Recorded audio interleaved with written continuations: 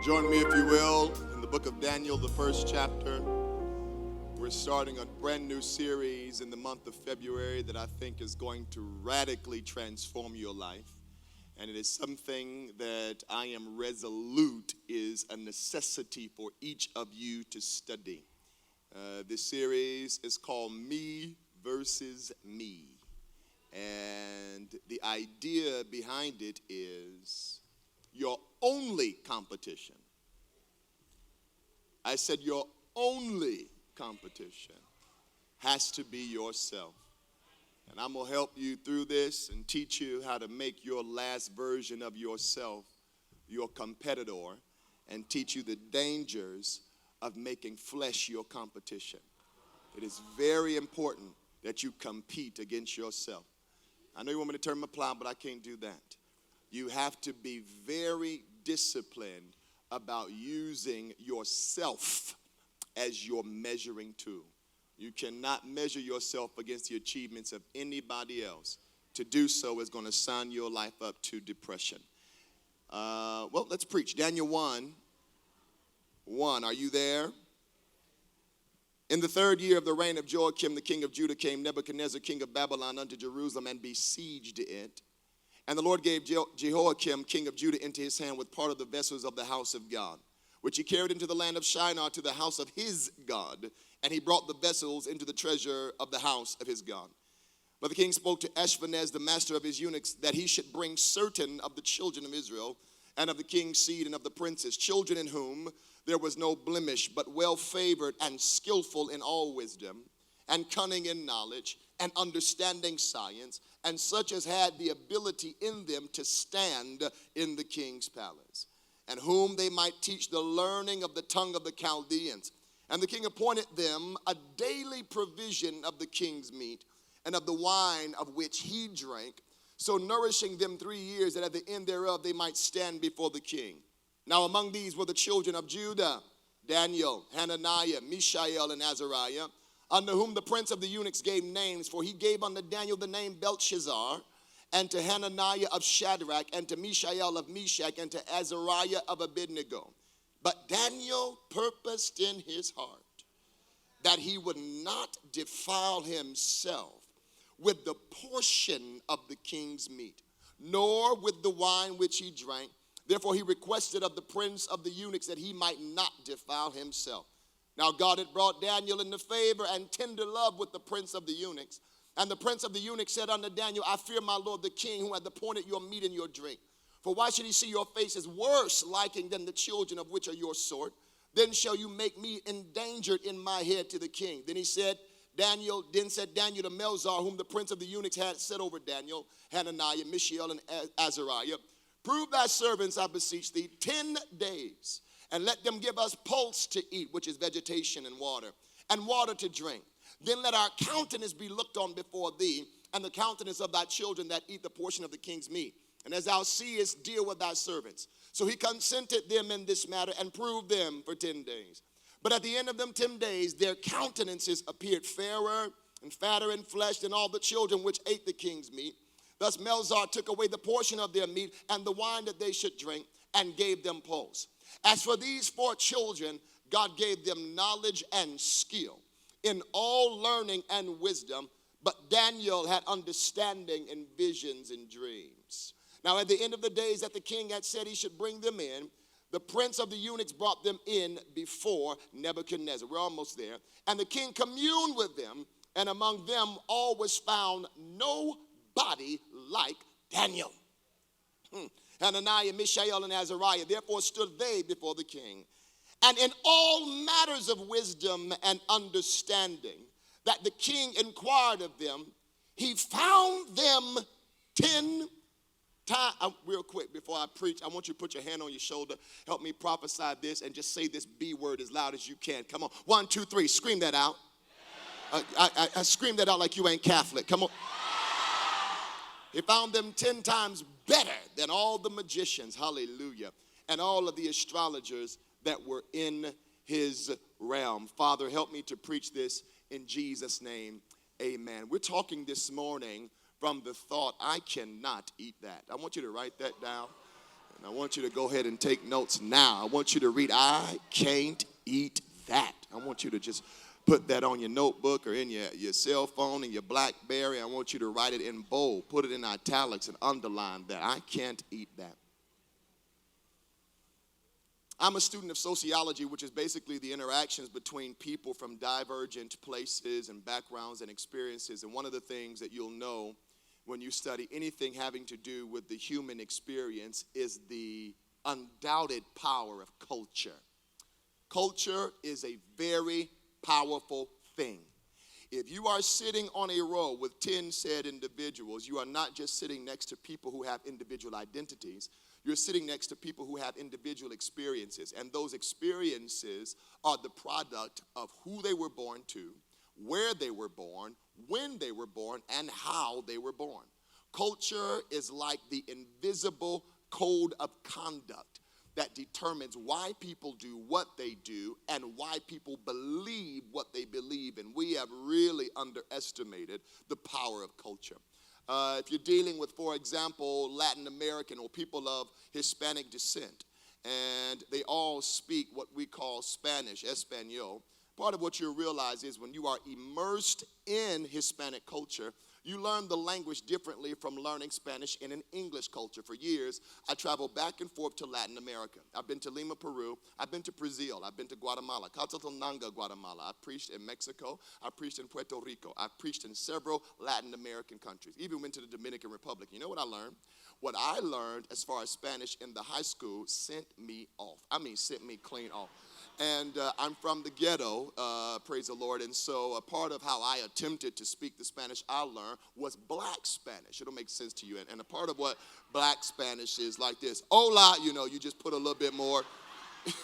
And so when you first start learning the language of that culture, you bring your experience into the language, although the meanings are altogether different. And so you preach and you speak American Spanish.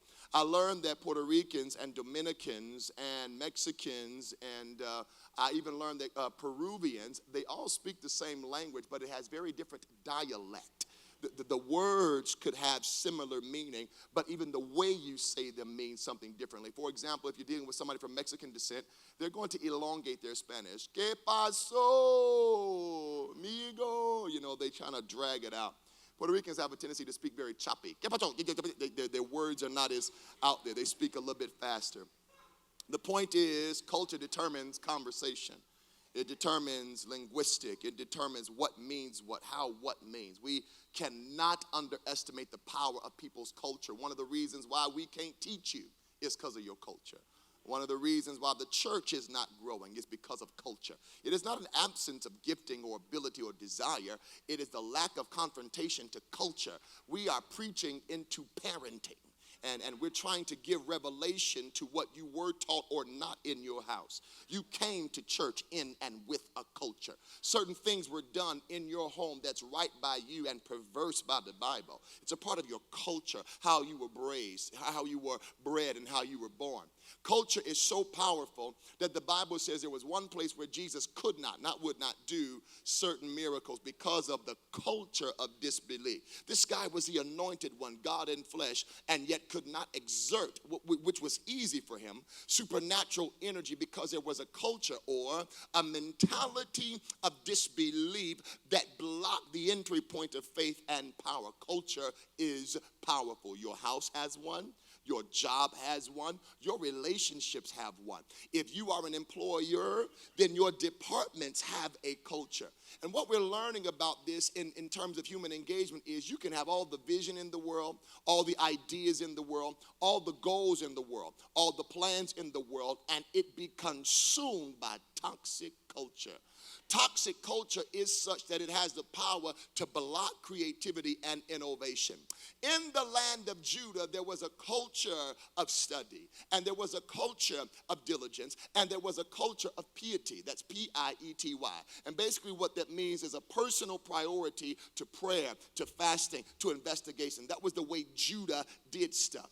In the land of Judah, Prophet Darius, when you were 12, you knew the entire law of Moses. You could recite it. it, and if you got as much as an apostrophe wrong, you were considered a heretic and a shame to your family. That was the culture of Judah. In Judah, you were indoctrinated as soon as you could hear. You started learning what you were going to believe and what was going to govern your life even before you could fully engage other human beings. That was the culture of Judah. In about 650 BC, something happened to the land of Judah, and Judah was devastated. Nebuchadnezzar was the king of Babylon.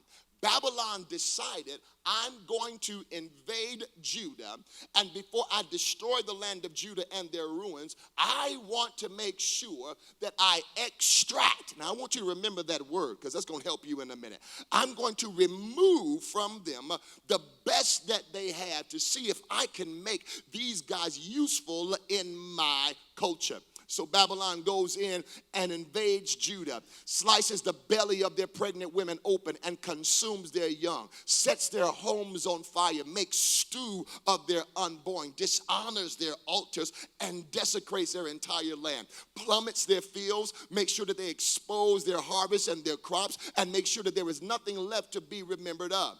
Fast forward now into the abduction, yes, the literal kidnapping of Daniel and his three friends. We find that something happens where Daniel is positioned in such a way that there is something about him that makes this pagan ruler so intrigued that the guy in charge starts to ask him for his opinion. Pay attention. Daniel has no reputation. He has no resume. All he has is some things in him culturally. And what was in him culturally was perceivable by the king of Babylon.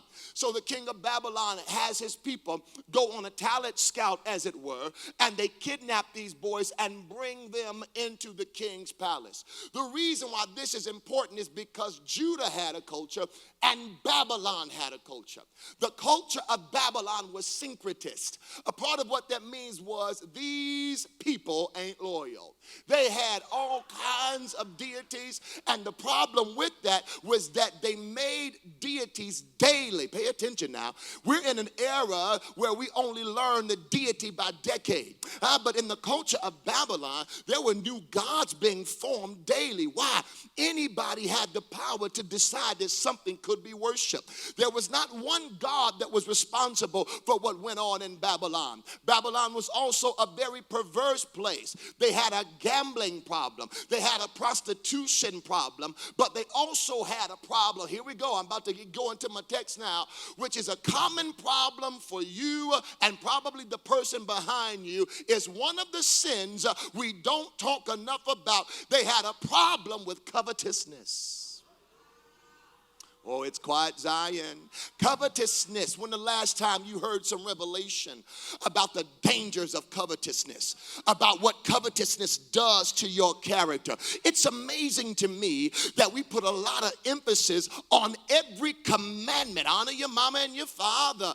Worship the Sabbath day and keep it holy. And we got the unmitigated gall to even judge other Christians for when they worship or for not honoring their mama and all of that. But don't nobody want to talk about, do not covet your neighbor's wife. Come on and talk to me.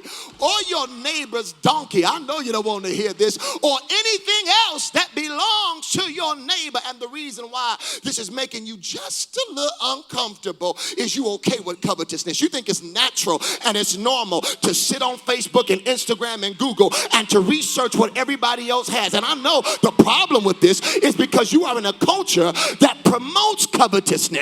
And the way they do it is this. You know you like yourself. Here we go. You just don't like your life. Oh, God. You don't want to be honest. You like how you look and you like your potential. You want to be you. You just got a lot of regrets about how you live. And if you sit your bald head self down and act like that ain't for you, you a liar and the truth ain't in you. We are about to deal with the dangers of covetousness. Ew, come on through here, Holy Ghost.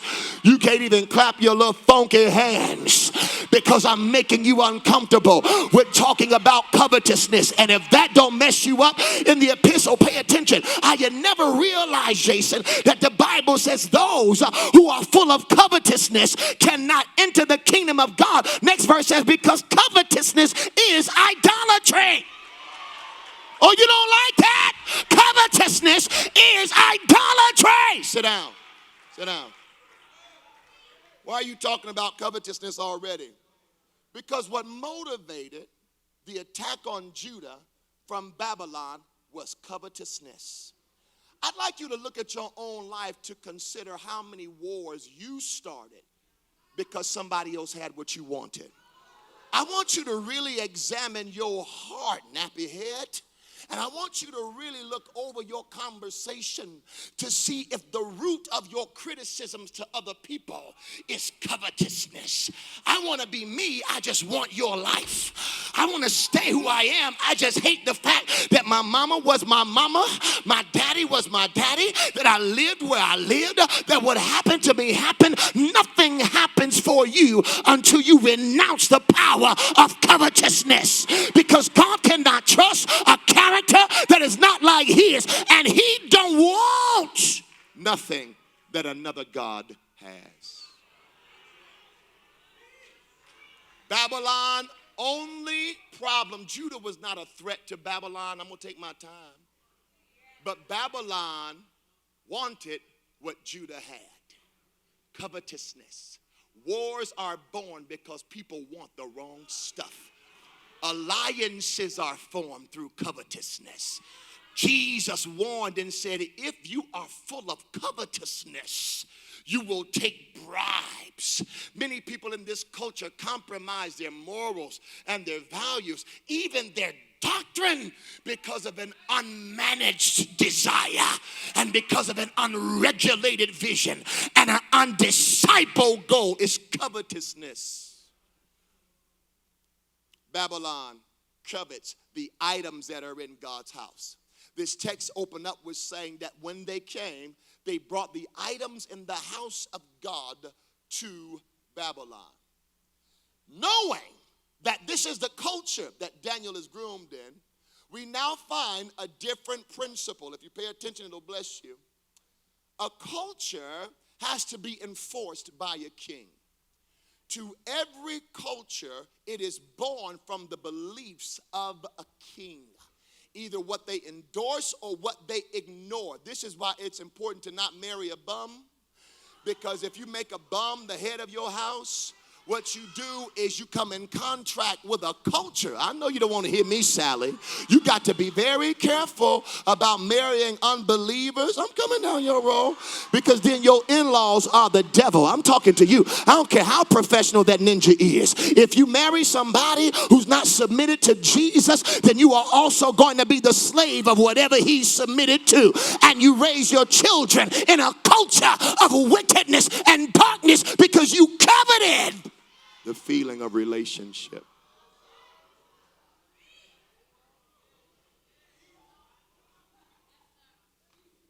Nebuchadnezzar enacted a culture of covetousness, of greed, of indecision, of inconsistency.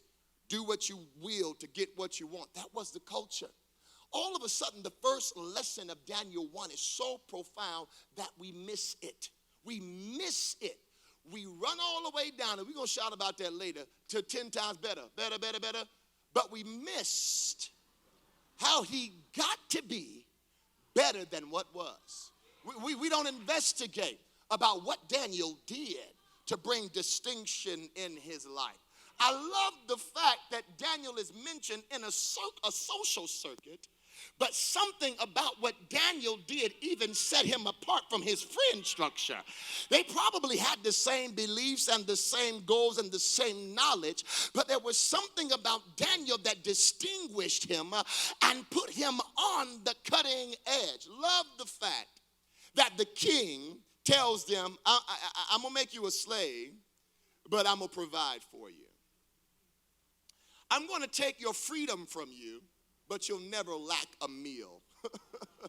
I'm going to make sure that you close that Bible, that you stop praying, and all that old weird tongue stuff. But you're going to have an amazing career. It's going to fill you up. It's going to be connected to me. I'm almost there.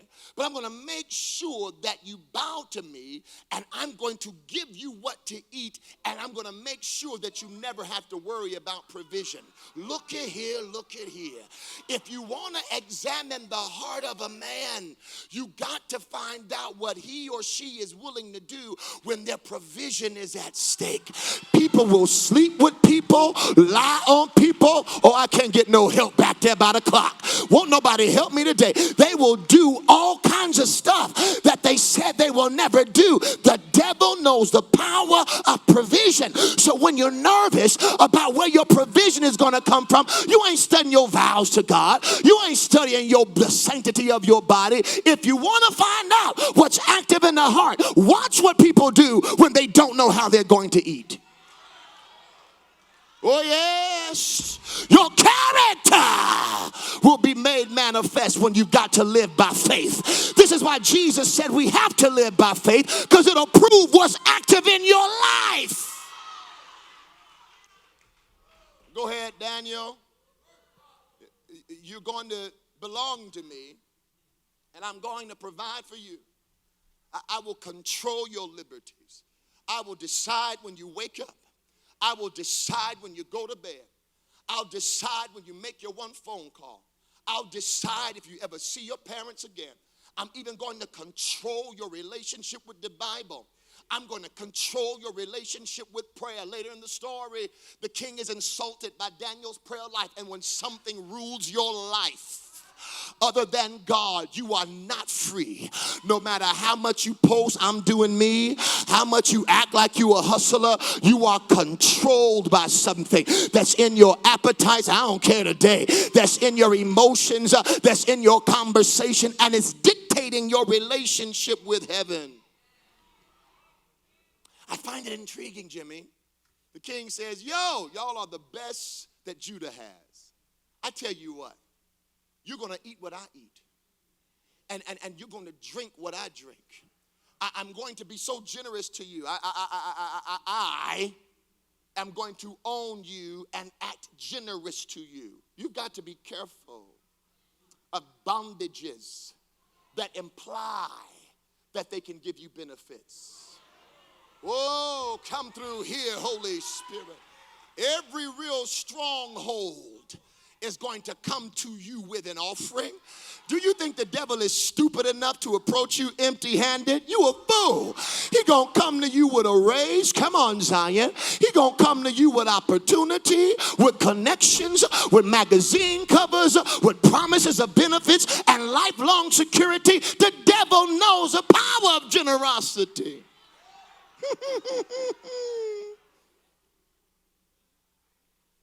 All the other slaves, I'm warming up, was like, look at this king. Maybe Babylon ain't bad after all. A few orgies ain't gonna hurt nobody. Couple blunts, PK, ain't gonna make nobody deceive. We can go ahead and just have random, irresponsible, nameless, star 67, no strings attached sex. It ain't gonna, at least we gonna know where we gonna eat. Come on, this ain't bad enough. And now you've got something coming out. I'm making my point, which is pressure from this culture, which is if you do it and if you believe it and if you want it, then even if I didn't want it after a while, because I'm associated with you now, what I want and what I know and what I learned in Judah is starting to come down because I want to fit in. And there is a real powerful issue of social pressure.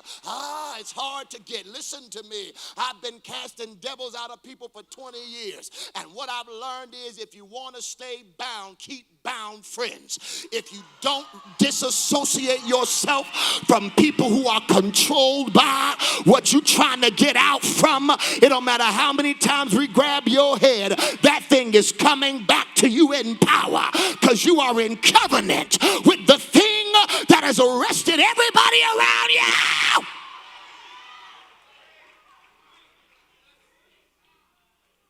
Daniel never forgot Judah. He never forgot what he learned. He never forgot the power of dietary laws. He never forgot in the law of Moses that God told them, if you eat what I say eat, then you will have no disease, and you won't forget stuff, and you'll have a powerful memory, and you'll have the ability to recite and rehearse and reclaim and announce and declare what was written in the scripture. Just eat what I say eat. Stay away from that old swine. It's going to impact your ability to breathe, and because of where I'm calling you to walk, I don't want you swollen with hypertension and diabetes and high blood pressure. See, God was not just trying to be a dietitian. He was helping them to know if you eat what I say eat, then I know that what you eat is going to help you endure. I'm warming up. I know what's about to happen right on through the promised land. So if you trust me and eat these grains and stay away from that and stay away from this, it's going to make you last a little longer than those that don't eat the same way. Daniel's got all of this in his mind and in his heart, and he's now in a culture that preaches and teaches and promotes and publishes and posts against what God taught him in Judah. Now you're going to go through a moment, come on here, where you're going to feel like maybe I'm doing too much, or maybe I'm losing my freedom, or maybe I'm not as cool as they should be. And everybody around you, even when they talk in tongues, are going to be filled with a seducing spirit to try to bring you down. You won't say amen, Zion. And they're trying to make sure that we've got prison company by making you lower the level that God called you on for where you were going. But here's the problem. When it's me versus me, even if it's okay for you, there are certain things that are not okay for me. And I can love you and leave you at this level. God is calling me.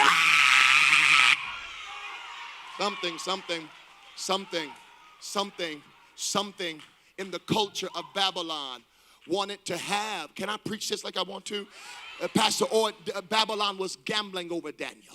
Babylon saw it and said, we can use that skill set for the next besiege. Realize that heaven is not the only people trying to recruit you.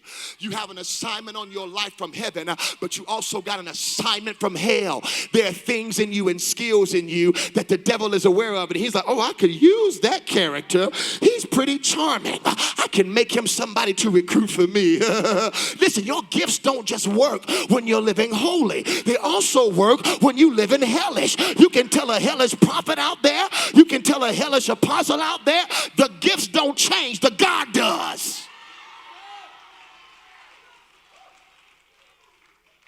Babylon, Ricky, started to gamble over who was going to get Daniel's excellence. They started to compete over him, and we need this. We're going to be the world's most powerful empire, so we want to get a hold of them. And so the king approaches them and says, yo, I won't let you sit out there with them. I'll keep you next to me.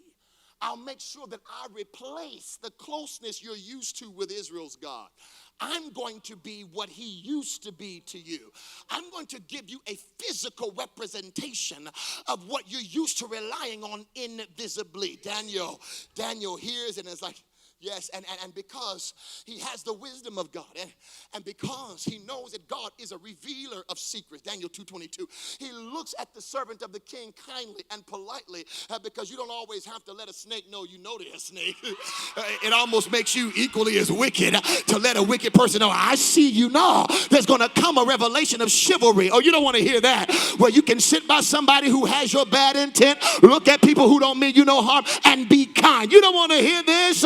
You can be kind and polite. Yes, sir. No, ma'am. God bless you. I know that they want to kill you. When it's me versus me, you realize your war is not against flesh and blood. You don't hate me. What's in you hates me. And I feel the same way. God dog it, I'm after this thing for purpose.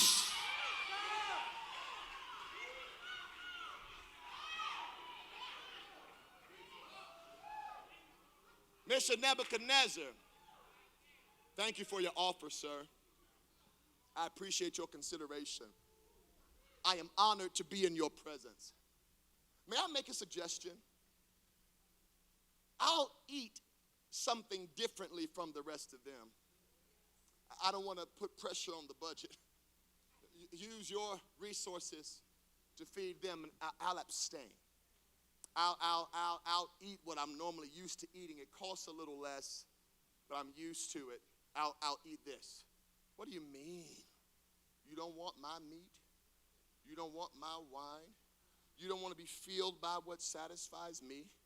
You don't want to experience what it's like to be the king? Because at the core of your flesh is a desire to be worshiped.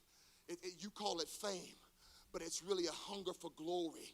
And whenever the human nature starts putting themselves in a predicament to take what belongs to God, they block themselves off from wisdom and from revelation and from insight. Daniel knew God too well than to want to take what belonged to him. So he kept Judah's diet. Pay attention, even though he lived in Babylon. Now, the reason why this is important to you is because there are several things that are tied to your diet, and every destiny has one. Number one, your endurance. Number two, your health and your healing. Number three, how you're thinking, your clarity. Those are all things that are strictly related to your consumption and your diet and your appetite. When the king or the culture offered Daniel what everybody else was eating, Daniel said, I'll pass. You ain't hungry? Yeah, I am hungry, but this ain't the type of bread I want. All throughout the word of God, you've been finding that Jesus shows up to confront that appetite. And the reason you sitting there trying to figure out if this is gas or the Holy Ghost is because your appetite ain't been confronted in a long time. What you really want, what you really need, what you can't go without, what wakes you up, what puts you to bed, all of those appetites are coming into some alignment. I heard Jehovah say this morning, tell my people I'm about to steer the appetite. I'm about to put my hand on their desire. They don't want me the way they should. They don't want purpose the way they should. And if they're going to pursue it, it must be pleasing to them. The appetites are about to change. You mark my words, Lemonhead. They're going to change. They're going to change. You're going to find yourself wanting some things you didn't used to want. They're going to change. You're going to find yourself getting nauseous by stuff that used to fulfill you. They're going to change. The smell of it. When my wife was pregnant, there were dishes that I used to make that she was in love with. But when she conceived a thing, I would make the same dish with the same seasonings and the same meat, and she would walk in and make you sick. If you've been asking God to deliver you, get ready for the next time you get around that thing. And it used to be sweet. I feel like preaching. And it used to fulfill you. But now it turns your stomach. All of that is not the devil. Some of that discomfort is from God. And you are about to go into a season where everybody's going to be eating what makes you sick. And you're going to have the integrity to say, I can't eat that. I'm walking in here. Slap somebody, say, I can't eat that.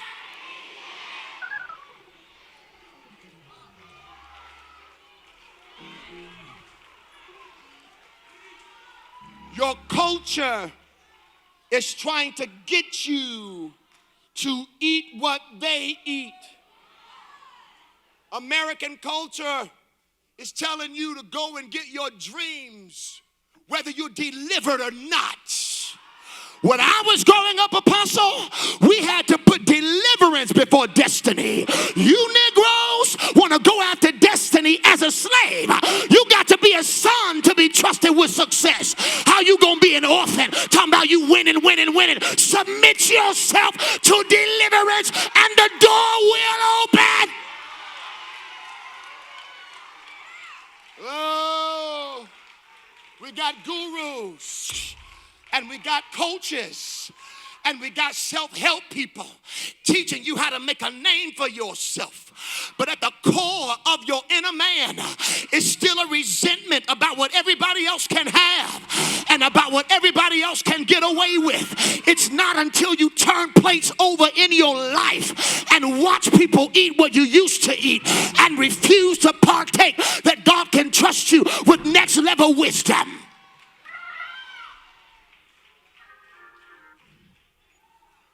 Pay attention. I got to hurry this up. Daniel, coming from one culture into another, says this: I don't want to defile myself. He looked at consumption as an issue of defilement. I don't want to pollute, contaminate what God is doing with me. And because eventually, pay attention to this, I wish I had the time, you're going to need me.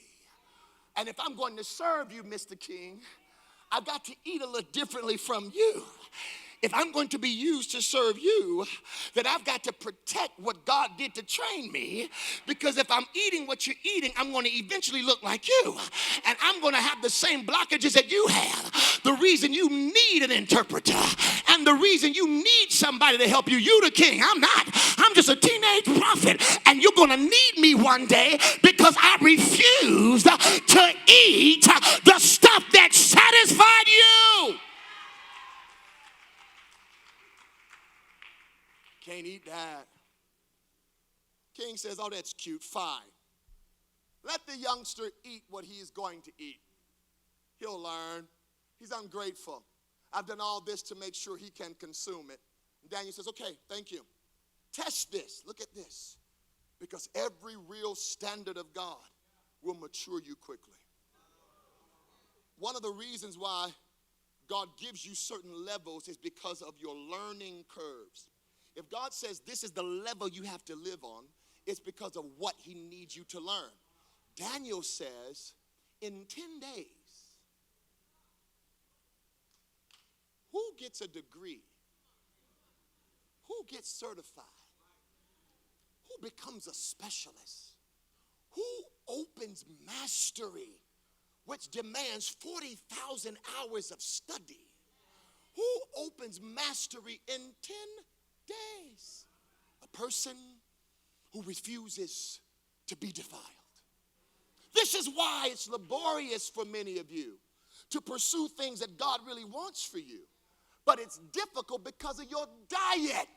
You watch the same stuff, read the same stuff, go to same places, talk about the same stuff. And God is saying, I'm looking on the earth and I'm starting to get confused about who is who. Being in and not of was Daniel's position. God wanted him in Babylon because Babylon was not in him. Certainly you're going to rule in the midst of your adversaries. You just got to look different from how they do. Yeah, you're called to all that stuff, but I've got to get that stuff out of you to trust you to rule them. Why do you think celebrities, athletes, people who are actors don't want to come to church? Because they don't want to sign your autograph because you're so starstruck by them and refuse to lift your little funky hands in worship. Now you all blinded. Oh my God, look at that. By the who's who, and you don't even bow when the King of Kings is in the room. Your greed, and people from the streets, they know that stuff. They were groomed by that stuff. They can detect what's active in you. I can't eat that. Daniel was like, thank you. And in 10 days, Daniel broke open a realm called mastery. Because of what he ate and because of what he refused to eat, the realm of mastery opened up. And when you are a real master, not like God, but a specialist in what it is that you do, you don't have to promote yourself. You see, the problem with this culture of self-promotion is that everybody wants to do what they ain't mastered. And they want to make people buy for what they're still learning. You got to master stuff to be worth my money. You're not going to experiment on my life. Oh, yeah, I'm working on here. You're not going to experiment on my decisions and make me a test dummy for something that still ain't changed you. We need more masters in the earth. We need people who not rushing to get nowhere real soon. If this is your subject and if this is your lane, master it. If this is your destiny, if you're going to be a preacher, why be a boring one? The worst thing in the world is to be somebody who's unremarkable, to listen to what you say and not remember it because you were so boring and so unwonderful and so lackluster that it did nothing for me. Slap somebody upside the head and say, master it. Slap somebody else, say, master it. I should be able to tell your ministry by what you're reading. Master it.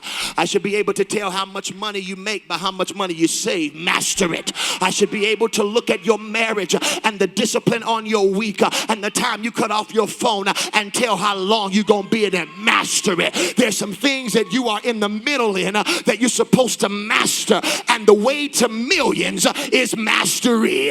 You want luck? I'm working in here. You want somebody to call you up and somebody to call you because you're gifted. When mastery sends out a signal to find you. I've never went looking for favor. All my life, favor came and found around me. Why? When you were sleeping, I was studying. I'm talking about mastery. When you were eating, I was fasting. I'm talking about mastery. Everything that God has called you to do, you're supposed to be the subject expert in. Master it. 10 days, he unlocked mastery. What was beautiful about this was that he already had wisdom. He already had knowledge. He already had an affinity to science. But he did not have dreams and visions. He was book smart. Smart by the text, but there was a limit on his revelation until after he abstained. When he abstained, revelation was added to what he was already good at. Listen to me now, a later head. You are good at that, but you're not great at it yet. And you're not great at it yet because there is a revelation behind it. It's not just enough to remember it. You've got to have a subject revealed in you. There are people under the sound of my voice that's been fermenting things. I mean creativity and skills and desire. And God is just waiting for an emptiness in you so that he can blow upon it and make you a master in it. And when you master it, mysteries open up to you. That is really the core of what mastery is. What is hard for everybody else to figure out, you look at it and it's common sense. And you will realize when you master it that common sense ain't that common. Black people got a bad habit of thinking that what I'm good at, oh, it's just this simple. No, it's not, baby. There's a brilliance in you, Jalen. Hey. There is a treasure in the earthen vessel. Everybody's not going to have the excellence, the difference, the desire, the drive, the discipline, the dedication, or the commitment to master what God has called them to do. All of this starts when Daniel says no to a culture that's trying to seduce him. This is the way we did it. This is the way we do it. Or we just eat this. We just read this. We have a value system different from Judah. We do this in Babylon. Because Daniel was brave. Because whether or not you're going to be honest, consecration takes bravery. Many of you won't consecrate because you're a coward. It's not that you don't desire to please God, you just don't want to let people down. And you're so deathly afraid of life in loneliness that you don't know the power of separating yourself for the next season. You have some things on your plate right now that you shouldn't. You've got some offers that have come to you that look like a dream come true to somebody not serving who you serve or to somebody who's not going where you're going. But the real truth is, you will be average if you eat average. You didn't get saved to be average. Why do you want to be delivered being regular? The key to mastery and the key to an excellent spirit is abstinence. Here's my message. Round about the 8th verse, there is a phrase that grips me so powerfully when I think about this. But Daniel purposed in his heart. That's my message. What we see Daniel walking away from was not a matter of convenience. It was a matter of what he purposed in his heart. It wasn't about what Azariah, Mishael, and all them were doing. He purposed in his heart. No matter what y'all do or don't do or like or study or not, I've purposed in my heart to not defile myself with the drunkenness of my culture. If you read the rest of the story, you find out something very profound. Daniel was never number one, but he always had access to number one. He was always number two in everything he did and loved it that way. You find that he served 3 kings in exile. Every time there was a leadership shift, whatever he was doing made him qualified to be irreplaceable. That's the power of a diet that way. You emit something that is strangely attractive to somebody who worships something that you don't. You should be very careful when people who live as idolaters find more in common with you than people who are fighting for freedom. You should be cautious about when people who are filled with hell are drawn to you because of how much you're like them, as opposed to them wanting to be like you. In, but not of, is the fundamental premise of what we were born by God to do. God is trying to get many of you to purpose in your heart and not postpone it until things look like they're about to work out. You can't postpone this to make the promise clearer. Yeah, it's going to be Broadway and Springfield and City Hall and New York. It's going to be all of that. It's going to be nations and wells and hospitals and schools. It's going to be all of that. But the way you develop the character for all of that is you refuse to be converted. You know why Jesus loved to be around sinners? Because he wasn't one. You know why they followed him? Because they were strangely, unusually drawn to what was in him that was different. He burned, but just for different stuff. That's your problem. So in this season, the reason I'm preaching this month, you got way too many enemies and haters to not even be who you gonna be. You don't have nothing yet. Why is your energy going to flesh and blood opposing you? And why aren't you using that same energy to transform your inner man? I know why I'm getting these cheap claps. Because we suffer with projection. When you need to realize that the way you see me is not a matter of me, it's about you. How you're looking at the person next to you is not about them, it's a reflection of what's in your heart.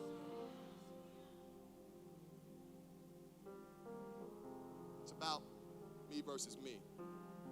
Paul said, for this reason a man ought to examine himself. I challenge you to 28 days of self-examination.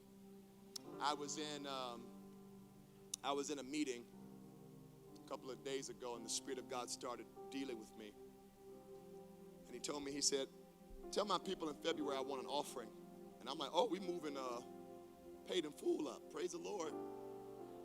Bro, got a couple bills. How you? He said, no. The offering I want is harder than money. It's harder than a career. I want the offering of self. He spoke it to me so strongly. He said, my people have given me everything but themselves. I want self. And I opened my heart to that. Lord, teach me. Show me what you mean. He said, when a man does not examine themselves, they can't give themselves. You can't just blindly say, give myself away. No, you got to know what exactly you're giving up. And everything about you ain't good. There are some things about you that's jacked up. I want to write a whole book called I'm a Mess, to help people stop being distracted about what they do and what they say and how unfair it is. Either you're going to be a victim or you're going to live restored. And you are in charge of your own restoration. I don't care what your mama did, what your daddy did, what your siblings do. You have self-control. This culture does not like that message. Because to blame justifies my desires and my appetite. If I say I do this because of what you did, then I have an excuse for lawlessness and not to deal with the stuff that God has been trying to deal with me on. So it's me versus me. What if they post something about you? It's me versus me. What if they lie about you? It's just me. versus me? What if they trade you in or overlook you? Be too busy working on you that you don't care about what they're doing. And if they say you ugly or you a liar, then humble yourself and say, yeah, you're probably right. I probably am a little ugly. But God can beautify the meek with salvation if you get low and start working on yourself. In closing, Elder Rad, what I find criminal, I speak to you prophetically. God is protective over broken people. And there are people in the earth right now, Pastor Erica, that are moving in predatory discipleship. They're wanting to pour into people for ill will and selfish gain. God told me, son, this is the year where I'm putting you into the weightier matters. And I want you to pour into people who can't repay you. Oh, I know this is too heavy for you. They're going to be talented people screaming, hey, see me, this me. I want you to look past that. And I want you to find somebody who can't repay you. And if you do that there, I'll assign you to the princes. Many of you want the princes and you walk past the poor. It's because you're not working on your motive and what you want and why you want that. Even down to who you want to marry. Your motive is to appear and to feel better. God don't send you mates to heal you.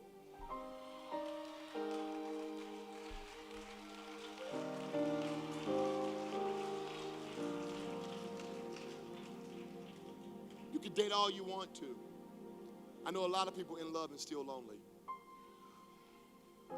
Because it's me versus me. Until I'm whole, I have nothing real to offer you. If I'm selfish, self-centered, full of conceit, I will emotionally use you to help me through this transition. I feel God's power on that. I'll use you emotionally. I'll rape you emotionally. I'll take advantage of you emotionally for the sake of convenience. But I'm not whole enough for a covenant. One of the things that consecration does, I have to let this go. One of the things that consecration does is determines what you do with your commitments. I can always tell how consecrated somebody is by how committed they act. If you are not committed, it is a sign that you are carnal. You're governed by the flesh, and you still hate the fact that you've got to live the way you've got to live. But in a moment, somebody's going to call you. If you obey God, He will never forget your consecration. Woo, lift them hands. That's there, right there. That is the vein. I said God will never forget your consecration. He'll never forget it. There is not a prayer you pray, a tear you shed, nothing you sacrifice that He don't remember. I prophesy to you that the 10 times better reality is coming to you who refuse to see your consecration as a waste of time and refuse to see your standard as a punishment and refuse to see the level that God has called you to walk on like it's making you miss out. If you ain't read the end of the Bible, the end of it all is death and destruction. You're not missing out on nothing over there. But you're missing everything by not yielding to what God is trying to do with you. Hey, oh. The devil wants you to feel like you're missing out, like there's other stuff out there, like life could be easier if you made your own choices. But I'm telling you, it's by the Spirit of God. Whoever will give up his life, whoever will give up his life will find it, will find it. But whoever will hold his life will lose it. I want you to lift them hands and recommit to evaluating, to assessing where you are. Don't be afraid of it. You spirit of shame, you spirit of shame, you spirit of shame, I curse you from the roots.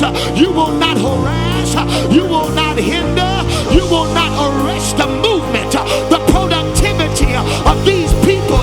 Let there be a fresh sobriety that comes upon your life concerning where you're going. Come on, boy, you were born to be a priest in the household of God. Don't defile yourself. Come on, girl, you were born to be a conduit and a bridge and a connector of all things holy in the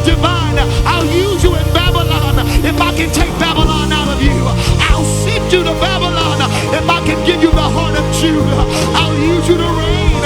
If I can get my values in you, I'll trust you with the broken. I'll trust you with the wicked. I'll